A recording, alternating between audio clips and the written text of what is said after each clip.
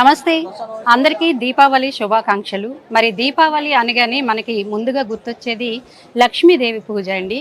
మనం ఈరోజు చార్మినార్ దగ్గర ఉన్న భాగ్యలక్ష్మి అమ్మవారి దగ్గర ఉన్నాము. ఎంతో సుందరంగా అలంకరించారు. అమ్మవారికి స్పెషల్ పూజలు అవి ఈ 3 రోజుల పాటు జరుగుతూ ఉంటాయి. మరి అమ్మవారి అలంకరణ కూడా ప్రత్యేకంగా ఉంది. భక్తులు పెద్ద ఎత్తున తరలి వస్తున్నారు. మరి అమ్మవారి విశేషాలు మనం కొంచెం టెంపుల్ లోపలికి వెళ్ళి అక్కడ ఉన్నవారిని అడిగి తెలుసుకుందాం రండి.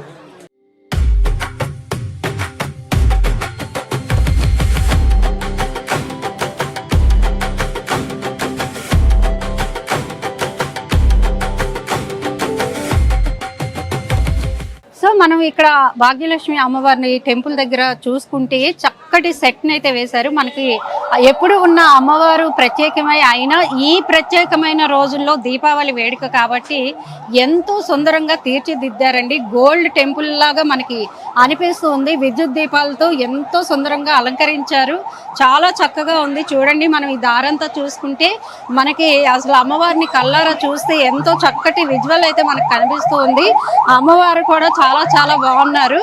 మరి ఈ 3 రోజులు ఏమేమి పూజలు చేస్తారు, అమ్మవారిని కొలిచే విధానం ఏంటో ఇక్కడ ఉన్న వారిని అడిగి తెలుసుకుందాం. మనతో పాటు అసలు అమ్మవారికి పూజా విధానం ఎలా ఉంటుంది, ఈ 3 రోజులు ఎలా చేస్తారు అనేది మనతో పాటు సార్ ఉన్నారు, వారిని అడిగి తెలుసుకుందాం. సార్ నమస్తే అండి. నమస్కారం అండి.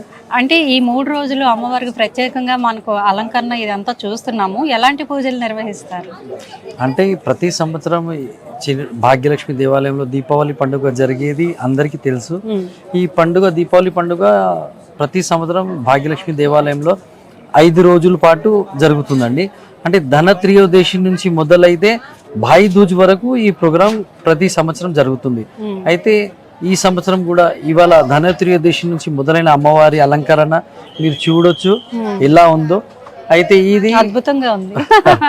ఇది భాయి దూజ్ వరకు నడుస్తుందండి. ప్రతి రాత్రి 12 గంటలకు అమ్మవారి అంటే గుడి శయనం చేసిన తర్వాత అమ్మవారి అలంకరణ మొదలైతే ఉదయం 5:30 వరకు దాదాపు 5 గంటలు 6 గంటలు అమ్మవారి అలంకరణ జరుగుతుంది. ఉదయం 7 గంటల నుండి హారతి అవుతుంది. ఆ హారతి నుంచి అందరికి దర్శనం మొదలైతే రాత్రి మళ్ళీ 12 గంటల వరకు కంటిన్యూగా 12 గంటల వరకు అమ్మవారి దర్శనం అందరికి లభిస్తుందండి. ఎన్ని తరాల నుంచి మీరు ఇట్లా చేస్తున్నారు అమ్మవారికి? మేము ఇక్కడ అమ్మవారి సేవలో అండి మేము 4 తరాల నుంచి ఉన్నాం. మా తాత కానివ్వండి, మా ముత్తాతలు కానివ్వండి, మా డాడీ కానివ్వండి, వాళ్ళ తర్వాత ఇప్పుడు మేము మా పిల్లలు అమ్మవారి సేవలో ఉన్నామండి. ఇంకొకటి ఏంటంటే సిల్వర్ కాయిన్స్ ఇస్తున్నారని మేము విన్నాము. అది ఎప్పటి నుంచి మొదలైంది ఆ సాంప్రదాయం అనేది? అంటే సిల్వర్ కాయిన్స్ అంటే భక్తులందరికీ కూడా ఇచ్చేది ఒక అమ్మవారి కాయిన్ తయారు చేయడం జరుగుతుందండి.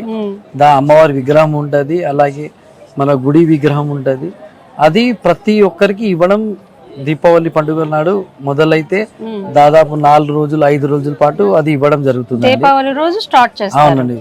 దీపావళి రోజున 20వ తేదీన సోమవారం సాయంత్రం 7 గంటలకు అమ్మవారి హారతి అవుతుంది. హారతి అయినాక అది మొదలైతే కంటిన్యూగా 3 రోజులు గుడి ఓపెన్ ఉంటుందండి. ఎంతమంది అయితే దర్శనానికి వస్తారో ప్రతి ఒక్కరికి కూడా అమ్మవారి ఆశీర్వాదం రూపంలో ఖజానా ఇవ్వడం జరుగుతుందండి. అది ఎప్పటి నుంచి స్టార్ట్ అయింది?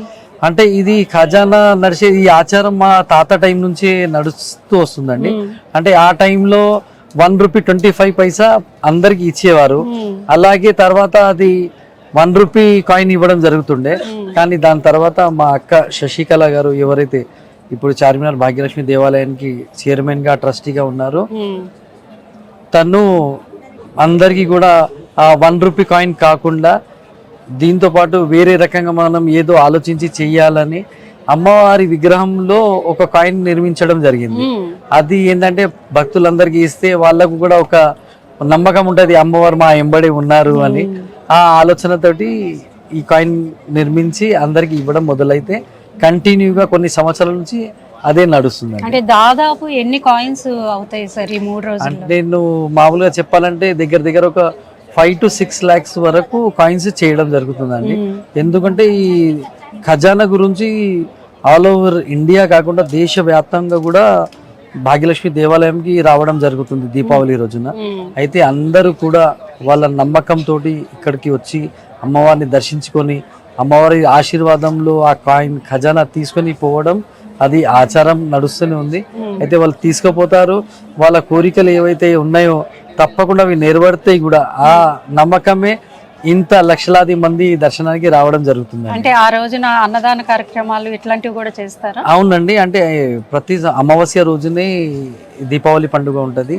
అయితే ఇక్కడ అన్నదం రూపంలో ప్రసాదం ఉంటదండి. 4 రోజులు 5 రోజుల పాటు కంటిన్యూగా ఎంత మంది వస్తారో అంతమంది వాళ్ళకు నీళ్లు కానివ్వండి, ప్రసాదాలు కానివ్వండి, అన్ని సౌకర్యాలు ఉంటాయండి. అంటే ప్రతి సంవత్సరం ఎంతమంది సుమారు దర్శించుకోవచ్చు భక్తులు? ఈ సంవత్సరం ఎలా ఉండబోతుంది? అంటే ఇప్పుడు లాస్ట్ ఇయరే నేను అనుకుంటాను దగ్గర 6 lakhs వరకు దర్శనం అవునండి. అయితే ఈసారి ఇంకా పెరగవచ్చు, కానీ తక్కువ ఏది కాదు కానీ దర్శనానికి డే బై డే ఇంక్రీజే అవుతుంది కానీ. అవునండి. అంటే ఇంత అలంకరణ అద్భుతంగా చేశారు, ఇట్లా ఇంత అన్నదానం, కాయిన్స్, ఇవన్నీ చాలా ఖర్చుతో కూడుకున్నవి. అంటే ఎవరైనా భక్తులు విరాళంగా ఇస్తున్నారా, మీ ఓన్ గా ఖర్చు పెడుతున్నారా? లేదండి, ఇక్కడ అంటే భక్తులు ఎవరైతే దర్శనానికి వచ్చి ఏదైతే వాళ్ళ ఇష్టంతో అమ్మవారికి ఏదైతే సమర్పిస్తారో దాంతో మళ్ళీ అమ్మవారికి డెకరేషన్స్ కానివ్వండి, ఫ్లవర్ డెకరేషన్స్ కానివ్వండి, ప్రసాదాలు కానివ్వండి, ప్రతి అమావాస్యకు భాగ్యలక్ష్మి దేవాలయంలో అన్నదానం కూడా జరుగుతుంది. ఇవన్నీ కూడా ఆ భక్తులు ఇచ్చే దాంతోటే మళ్ళీ భక్తులందరికీ సేవ చేయడం జరుగుతుందండి. ఓకే సార్, చాలా మంచి విషయాలు చెప్పారు. Thank you sir. Thank you. భాగ్యనగర్లో చార్మినార్ చుట్టూ ఆధ్యాత్మిక శోభని సంతరించుకుంది. దీపావళి సందర్భంగా భాగ్యలక్ష్మి అమ్మవారిని ఎంతో అందంగా తీర్చిదిద్దారు, అద్భుతంగా అలంకరణ చేశారు. భక్తులు కూడా పెద్ద ఎత్తున దర్శించుకుంటున్నారు. ఈ 3 రోజులు కూడా ఎంతో పూజా కార్యక్రమాలు ప్రత్యేకంగా జరుగుతూ ఉంటాయి. ఇవండి ఇవాల్టి మన భాగ్యలక్ష్మి అమ్మవారి విశేషాలు. చూస్తూనే ఉండండి ధాత్రి టీవీ.